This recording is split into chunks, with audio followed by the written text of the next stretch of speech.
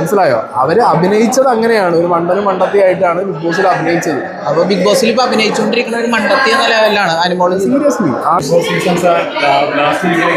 അതെ. അയ്യോ, ഇതില് ഈ സീസണിൽ അങ്ങനെ ഒരു ഭയങ്കരമായ പ്രഡിക്ഷൻ ഒന്നും വെക്കാൻ പറ്റില്ല. ഓബിയസ് പ്രഡിക്ഷൻ പറയാ അനുമോളായിരിക്കും അല്ലെങ്കിൽ അനീഷ ആയിരിക്കും.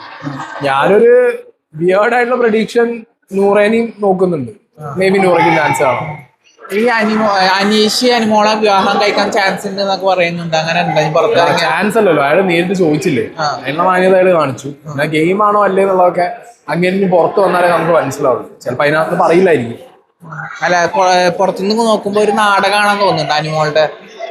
അനുമോളതും ആവാം, അനീഷിന്റെയും നാടകമാവാം, രണ്ടുപേരുടെയും നാടകമാവും. കാരണം രണ്ടുപേരുടെയും ബിഗ് ബോസിലുള്ള ട്രാക്ക് നമ്മൾ കണ്ടതാണ്. കുറെ നാടകം നടന്ന ട്രാക്കാണ് അവർ പിടിച്ചിട്ടുണ്ടായിരുന്നത്. അപ്പൊ രണ്ടുപേരും നമുക്ക് കണ്ണടച്ചൊരു 100% വിശ്വസിക്കാൻ പറ്റില്ല. അനീഷിനിപ്പോ ഈ പറഞ്ഞ പോലെ ഇന്നലെ ലാലേട്ടന്റെ മുന്നിലും നാട്ടുകാരുടെ മുന്നിലൊക്കെ ജെന്യൂൻ ആയിട്ട് ഇഷ്ടം പറഞ്ഞാന്ന് പറയുമ്പോൾ അത് മാറ്റി പറയില്ല എന്ന് ഞാൻ പ്രതീക്ഷിക്കുന്നു. ഫസ്റ്റിൽ ഒരു 10% ഗ്യാപ്പ് ഉണ്ടായിരുന്നു, അത് ഗെയിം ആവാൻ വേണ്ടിയിട്ടുള്ള ഒരു ഗ്യാപ്പ് ഉണ്ട്.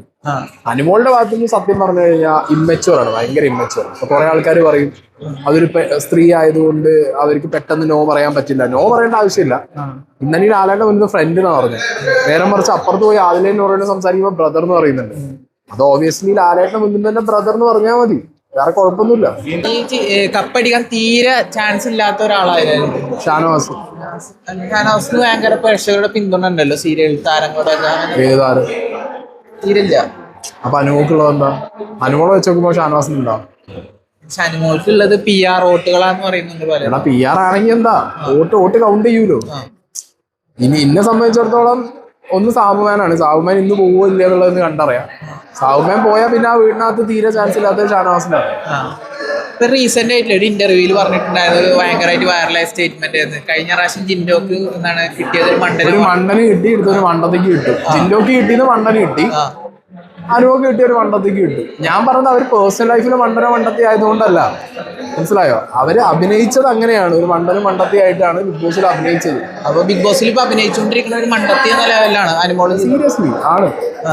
കഴിഞ്ഞ പ്രാവശ്യം ജിൻഡോ മണ്ടനായി അഭിനയിച്ച് വോട്ട് പിടിച്ച പോലെയാണ് ഈ പറഞ്ഞ അനീഷ് ചെയ്യുന്നത്. വോട്ട് പിടിച്ചത് ഇറ്റ്സ് എ ഡിഫറെന്റ് തിങ്. രണ്ടും ഒരേ PR ആണ്. മണ്ടനും മണ്ടത്തിയായിട്ട് അഭിനയിച്ച ആ PR ചെയ്യിപ്പിക്കാൻ പറ്റും. അപ്പൊ കഴിഞ്ഞ പ്രാവശ്യം ജിൻഡോ മണ്ടനായിട്ട് അഭിനയിക്കുകയാണെന്ന് പറഞ്ഞാൽ ഇപ്പോഴും മണ്ടത്തരാണ് കാട്ടിക്കൊണ്ടിരിക്കുന്നത്. പേഴ്സണൽ ലൈഫിലൊക്കെ ഉള്ള കുറെ മണ്ടത്തരങ്ങൾ അയക്കുണ്ട്. പക്ഷെ ഈ മണ്ടൻ എന്ന് പറയുമ്പോൾ നിങ്ങൾ ആരും ഒരിക്കലും ഒരു അന്തവും ബോധവും ഇല്ലാത്ത ഒരാളെന്ന് വിചാരിക്കരുത്. മണ്ടൻ ഇൻ ദ സെൻസ് ചൂടുന്നും വരും, മനസ്സിലായോ? ഒരു കണ്ണിങ് ആയ കുറുക്കനായിട്ടുള്ള ഒരാളും നമുക്ക് ഒറ്റ നോട്ടത്തിൽ ചിലപ്പോൾ മണ്ടനായിട്ടൊക്കെ തോന്നും. പക്ഷെ അയാൾക്ക് ആവശ്യമുള്ള പരിപാടികൾ അയാൾ ചെയ്തു വെക്കും. അപ്പൊ സ്റ്റിൽ ഇപ്പോഴും മണ്ടത്തിയായിട്ട് അഭിനയിച്ചുകൊണ്ടിരിക്കുകയാണ് അനുമോൾ. അതിനകത്ത് സീരിയൽ പ്രേക്ഷകർക്ക് എന്താണ് ആവശ്യം മാത്രം ഡെലിവർ ചെയ്ത് മുന്നോട്ട് പോകുക. ഫേക്ക് എന്നൊരു വേർഡും കൂടി പറയാ. അട്ടർ ഫേക്ക് എന്ന് പറയാൻ പറ്റില്ല, ഫേക്ക് എന്നൊക്കെ പറയാം. ജിൻഡോ ഒരു അട്ടർ ഫേക്ക് ആയിരുന്നു, ഇതൊരു ഫേക്ക്. ഉണ്ട്, ഡെഫിനറ്റ്ലി ഉണ്ടല്ലോ, നമ്മൾ കണ്ടതല്ലേ.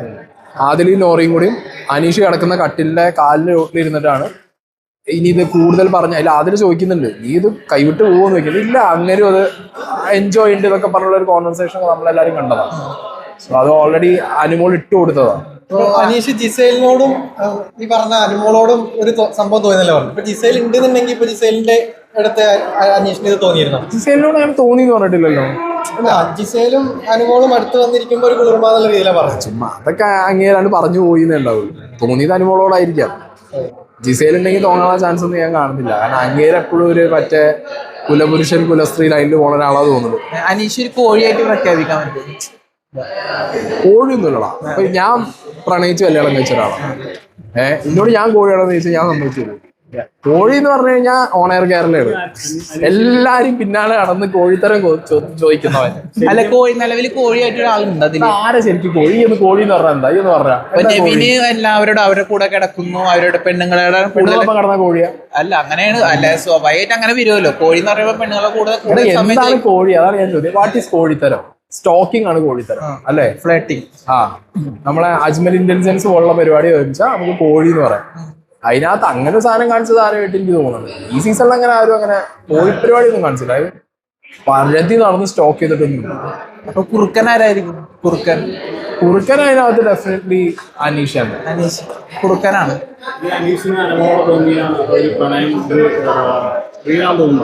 ഞാൻ പറഞ്ഞ ഒരു 90% റിയൽ ആവുന്നുള്ളത്, ഒരു 10% ഞാൻ പിന്നെയും വെക്കാൻ കാരണം അയാൾ ഈ പറഞ്ഞത് ഒരു കുറുക്കനാണ്. ചിലപ്പോ പുറത്തിറങ്ങിയിട്ട് ചിലപ്പോ നമ്മള് ചോദിക്കുമ്പോ പറയാം ഞാൻ എറിഞ്ഞു നോക്കിന്റെ ഗെയിമാന്ന് പറഞ്ഞു കഴിഞ്ഞാൽ 100% വിശ്വാസികരൊക്കെ പൊട്ടന്മാരായില്ല.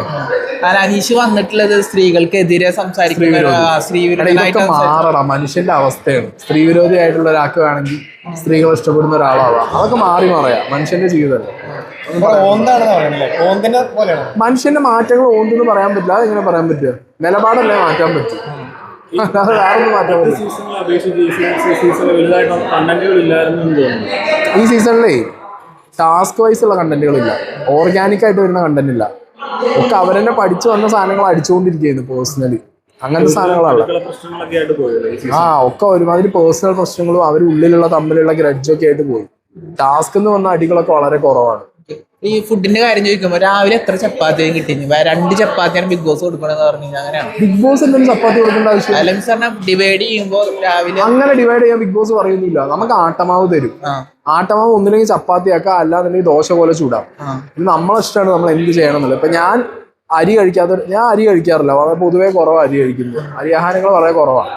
അപ്പൊ അങ്ങനത്തെ ടൈമിൽ ഞാൻ എന്ത് ചെയ്യും, രാവിലെ ദോശ ചുടുമ്പോൾ പൊട്ടി വരുന്ന ദോശകളൊക്കെ ഉണ്ടാവും. അതൊക്കെ എടുത്ത് ഞാൻ ഒരു ബൗളിലാക്കി പഞ്ചസാര ഇട്ട് വെക്കും. കാരണം എനിക്ക് ഓൾറെഡി ഷുഗർ ലോ ആണ്.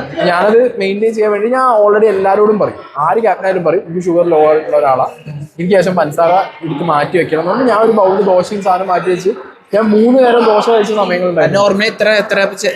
അതൊക്കെ ഓരോ സീസണിലെ കണ്ടസ്റ്റൻസ് അനുസരിച്ച്. ഇന്റെ സീസണിൽ എനിക്ക് നൂറ, ജാൻമണി, അൻസിബ ഇവരൊക്കെയാണ് കൂടുതൽ അടുക്കളയിൽ കയറിയത്. ഇവരൊക്കെ നമുക്ക് കണ്ടറിഞ്ഞ് എന്ത് തരും, ആവശ്യമുള്ള സാധനങ്ങൾ ആവശ്യമുള്ളവർക്ക് തരും.